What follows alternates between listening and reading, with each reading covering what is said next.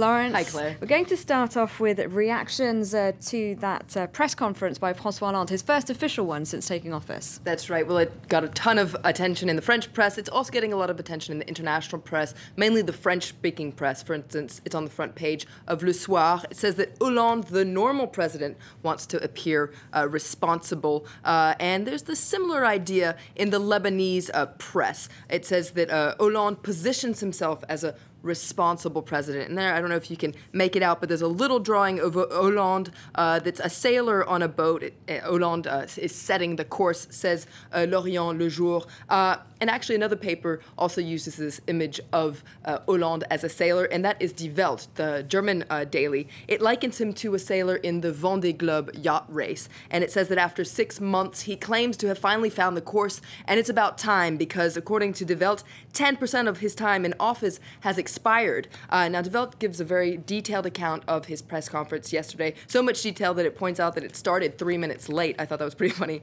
Hollande now positions himself as a true realist, according to Die Welt, and it points out that his policy, his European policy, his reorientation policy of Europe, is in stark contrast to that of Angela Merkel, which is one of austerity. But otherwise, it's a rather respectful article.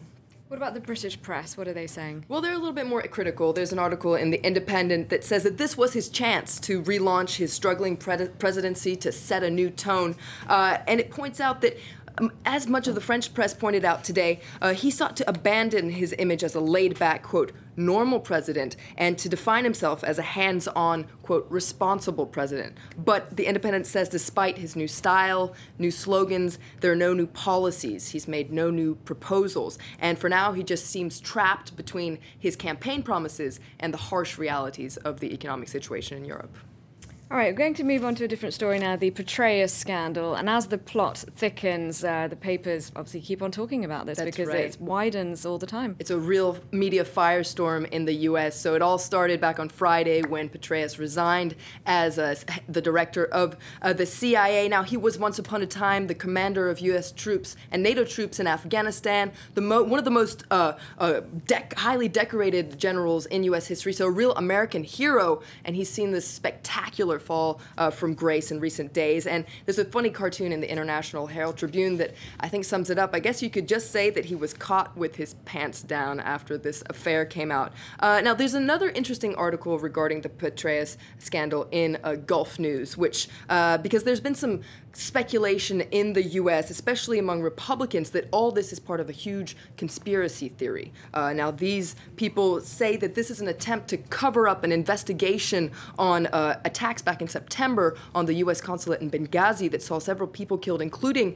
the U.S. ambassador to Libya. Now, Petraeus was due to testify in front of the Senate Intelligence Committee this week, and so according to these conspiracy theorists, all this is just a big plan to hush this up. And they even say that his mistress, Paula Broadwell, was just a honey trap. She was an Obama operative. Now, this article in Gulf News says all this is ridiculous, but it says that Republicans aren't likely to drop this because they want to cause Obama as much political damage as they say. And this article says it's too bad because there was an opportunity for Washington to put aside partisan politics, and all this is just right back on the scene right now. We're going to stay in the U.S. and briefly take a look at the future of U.S. energy. That's right. Now, this comes after the International Energy Agency said that by 2020, the U.S. could become the world's first oil producer, so going past Saudi Arabia. And there's a funny article, well, interesting rather, article in the Wall Street Journal that's called Saudi America. And it says that all this is thanks to a fracking revolution that's going on in the United States, a revolution in energy that's allowed the U.S. to increase its production of shale oil. And this article in the Wall Street Journal defends this policy and says that this is the real energy revolution that everybody's been waiting for. It's not all about green energy. It's about this revolution, and that people should really pay attention to it. It really could affect relations between the U.S. and that part of the world. Absolutely. All right, thank you very much, Florence. You're watching Live from Paris. Coming up, business. Judge me on